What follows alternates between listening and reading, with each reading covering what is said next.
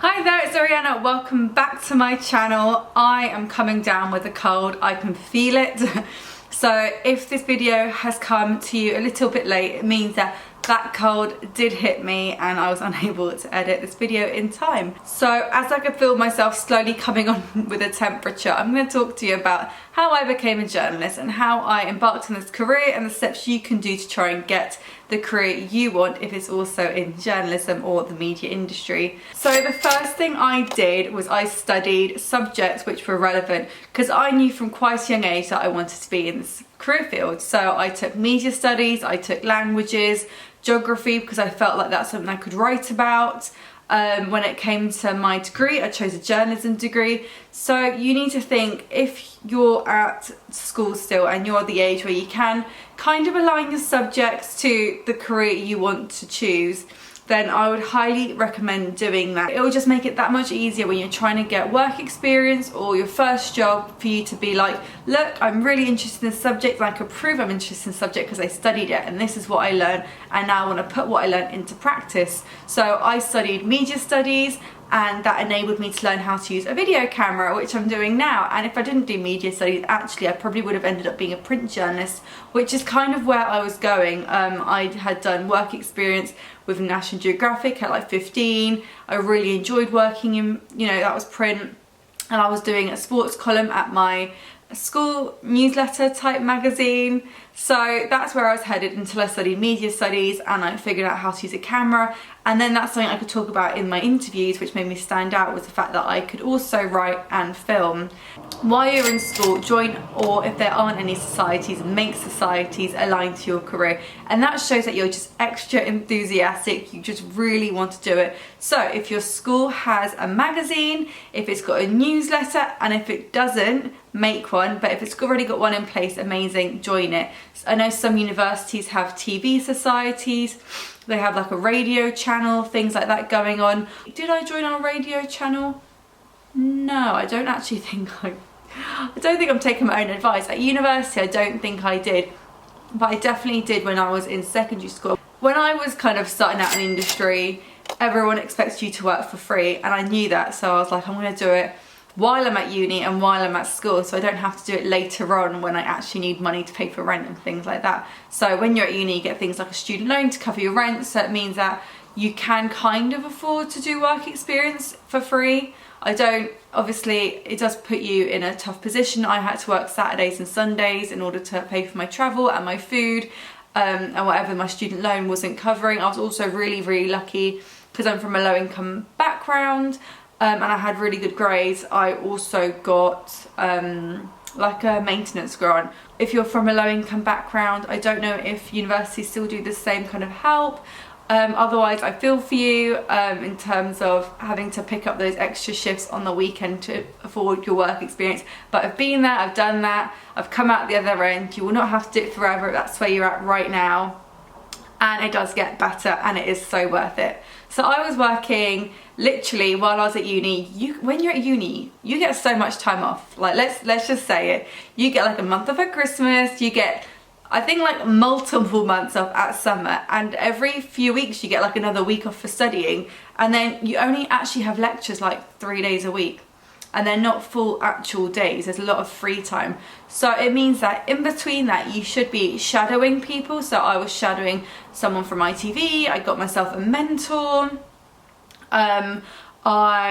Whenever there was a lecture and there was someone that was from the industry doing that lecture, I asked them if they could sit me through my CV, give me any tips, if I could get work experience from them. So this is what you really want to be doing every time someone comes into your university. You want to be not hounding them, but you want to be on them. So work experience really is key, and the sooner you start jumping on it, the better, because what it does is it just puts you ahead of your peers. If everyone else starts looking for their first work experience when they finished uni and their first internship when they finished uni, then you're going to be 3 years ahead of them if you did it at the very start of your degree, which is what I did, and I highly recommend it. Do it just whenever you can. Local is a great place to start. I did a lot of local experience when I was early in because they're just so inundated with work that you kind of have to just get balls deep and do it. that leads me on to my third tip, which is start somewhere realistic. If you want to work at Vogue, I'm sure a lot of girls have the same dream. So for you, I'd say start at like a B2B fashion magazine like Draper's. Ask them for work experience, and then when you're applying for Vogue, even if it's just for work experience, you could be like, well, I've got trade fashion experience, I can talk from a business perspective. Or you could get it at another slightly smaller consumer magazine which does similar stuff to Vogue before then getting experience at Vogue, because it's very much the case of you need experience to get experience nowadays, as there's just so much competition even for an internship. It's mad. So start small and work your way up, especially if you've got, you know, your 3-year plan where you're starting from 18 when you're at the first year of uni to your last year of uni. You could line them up for each summer that progressively get bigger. So maybe start local, B2B, trade desks, then, you know, work your way up to the nationals. Also, I 100% recommend you do apply for the nationals straight away, but don't be disappointed if you don't get it. Just keep applying. Apply next year, get other work experience in the meantime, and just keep applying, because that's just the nature of the industry. It's very competitive and you just need to get used to, you know, sometimes getting a no. But it doesn't mean it's no forever, it's a no for now. It just means you need some more skills to align yourself for that position. Also, it doesn't harm if you try and just message, you know, people in that team, ask to meet them for coffee. You know, I say quite a few of, not jobs, but connections I made that helped me in my career, whether it was mentoring, helping my CV, just getting myself out there, getting myself through the door a little bit, was just by tapping people up on Twitter or just go into their office and be like, hi, my name is Oriana, I really want to be a journalist, this is some things about me, I'd love it if you could meet me for coffee. Obviously coffee is a me, cake, whatever you want, and I'd love to just pick your brains for 10-15 minutes, however much time you have. And surprisingly, that helped me quite a few times make connections and help me get my foot in the door, especially when you're young, you're a student. I think there's something to be said, if you're driven and you want to work, people always are open to someone who wants to work. I think, I don't know what it is, even myself now that I'm higher up, you feel drive and you feel passion, and it kind of ignites something in you because you recognise where you were younger, and you respect someone a lot when they've got that kind of balls to, they're that driven that they're gonna come and reach you personally. And it also obviously strokes, you know, someone's ego if they're more senior, or if they're not quite senior but they're midway, and you might be the first person that's ever tapped them up to be a mentor, and they're like, what, me? You see me as a mentor? Because they've never been approached like that before, and not too long ago they might have been you. So after you've gotten some people on your side, you made some contacts, you've got some trade experience, you've got some B2B, maybe 1 or 2 nationals. Now you want to be putting all of this in a spreadsheet. So forget the CV for now. You want, as a journalist, I'm not sure about other trades, but as a journalist, your contacts are like valuable. It's valuable information. That shit is gold dust. Who you know and what you know is one of the most important things in journalism, aside from being able to create cracking content, of course. So yeah, add them all on a spreadsheet, and then whenever you have a story and an idea, just get in contact with them. Be like, hi, I've got this story idea. If it's got a business angle to it, send it to trade publication. If it's a consumer angle, send it to the nationals. If it's like about your local area, send it to your local papers. And you'll have all these contacts, people to reach, and you can be like, I've got this story. Send them like a top line and a few details about it, you know, a pitch. And based on that, be like, I can write it today, or I can write it by tomorrow. Tell them your deadline you can get to them by. And that should help you, because if you're already writing for them, you've done work experience, now you're sending them freelance work, then all it's going to do is, if there's a position available in the future, they'll be like, well, Samantha, she has done work experience with me, she has been sending me freelance work, so she's proactive, and I know she's great at writing or filming, if that's what you're doing, because I've seen her work, both under our guidance and on her own, getting her own stories. She's can get original ideas. She'll be great for that job as a reporter or an assistant or whatever that we are hiring. Do you see where I'm going? So it is very rare that someone's going to see your work and reach out to you themselves. You need to put yourself in their mind. You need to be like, hey, I'm the person you should be hiring. And whether that's by posting constantly on social media, your portfolio after you've been working, sending them work, pitching, and just keep offering yourself out for more experience after you've done work experience there. You know,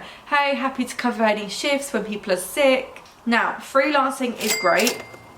It's a great way to get yourself through the door, and a lot of, especially in broadcasts, they offer freelance and casual shifts before they offer out kind of full-time positions. So it's easier to get casual work than it is to get a full-time position, if that makes sense. So I definitely recommend it.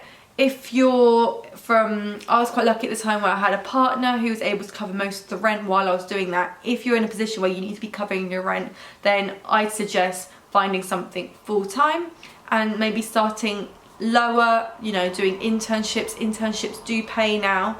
When I was doing it, they were free and it was awful, but they do pay now. So try and line yourself up with a few internships, and then after, make it really obvious that, you know, I've enjoyed this work experience here, you know, and I am looking for a permanent position. Because sometimes, you know, editors they're not psychic. They don't know if you're just doing this because you just genuinely want some experience, or if you're doing this because you actually want to work there in the future. So bring your most every day, you know, commit 110% to the job, really show you're enthusiastic, but also vocalize what you want from the experience, you know, whether you want a job in the future, whether you're looking for one. And, you know, again, if a position comes available, they've met you, so it's going to put you in a position above candidates that are applying for it that have never even had contact with the magazine. So in terms of my experience, I did all of those. I did the subjects, I did the experience, I then finished uni, and then once you finish uni, it's that year I was freelancing.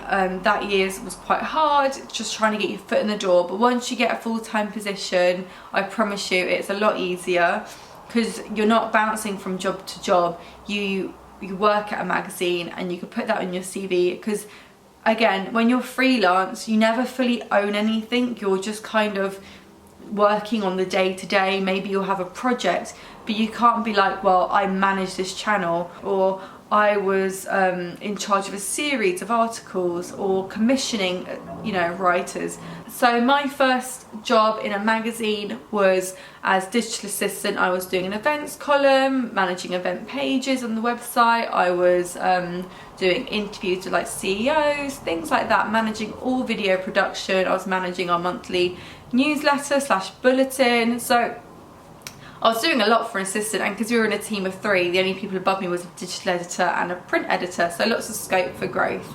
So as I say, title really doesn't mean that much, because even though I was an assistant level, I was actually doing a hell of a lot.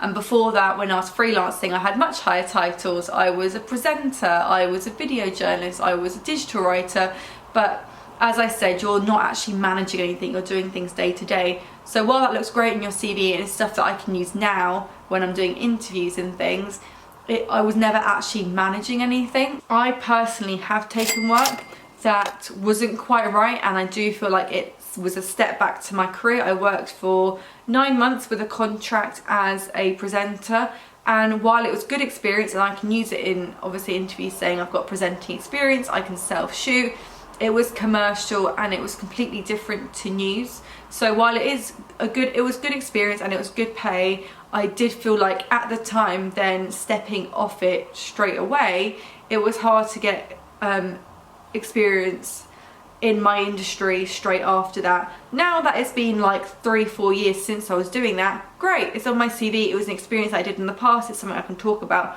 But straight off the bat, from doing that, it was hard not to get a commercial job. I was getting offered a lot of marketing and advertising, and just, it was still content, but it was commercial content roles, and it's really hard to make the jump back from commercial to editorial. So if you're gonna do it, make sure that you've got a lot of editorial experience behind you.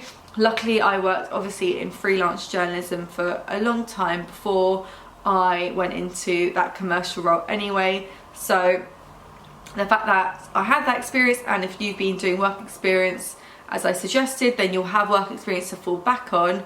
But I really really advise that your first proper role is not commercial, unless you want to be in commercial, which is fine too. But if you want to be in journalist, I advise you just keep going down the editorial path and don't get blindsided by the money. It's really hard, I know, but I ended up just taking another job and working on the weekends to afford it and to save up for a mortgage and things like that, because at the beginning editorial does pay badly compared to commercial. But it's all worth it if it's your dream job, because realistically you'll be doing your work 80% of the time. And while I was earning more money, I was miserable. I was going to and from work really a bit downtrodden, and basically like, this sucks. Whilst when you're doing something you're passionate about, even though it pays less, you will be so much happier for it because you're spending so much time doing it. You know, working is time consuming, so when you're doing something you're passionate about, it feels like time just flies, like, as opposed to drag. So my 6 top takeaways from today: study in the relevant field of where you want to be working. Get as much work experience as possible from as young as possible. Beat that competition to it. Network and find as many mentors as possible and help them open doors for you. Get used to hearing the word no, but remember, it's not no forever, it's just no for now. So get back on the saddle and find something that's relevant to where you want to be in the future. If you've not got anything lined up, be proactive and find work. Pitch to the journalists and don't expect them to find you. And finally, don't settle on your dreams. It's just a few work experiences away and it's definitely achievable. Just keep at it and don't settle for less. So thanks for watching. If you want more career advice, head to my blog, She Means Business. It's all about working women and it's written by and for businesswomen. So your girls have got your back covered. Be sure to send me any questions you have down below and I'll answer them all in a part 2 video. So CV questions, journalism questions, getting work experience questions, anything you need to know, and I'll answer them for you. Bye!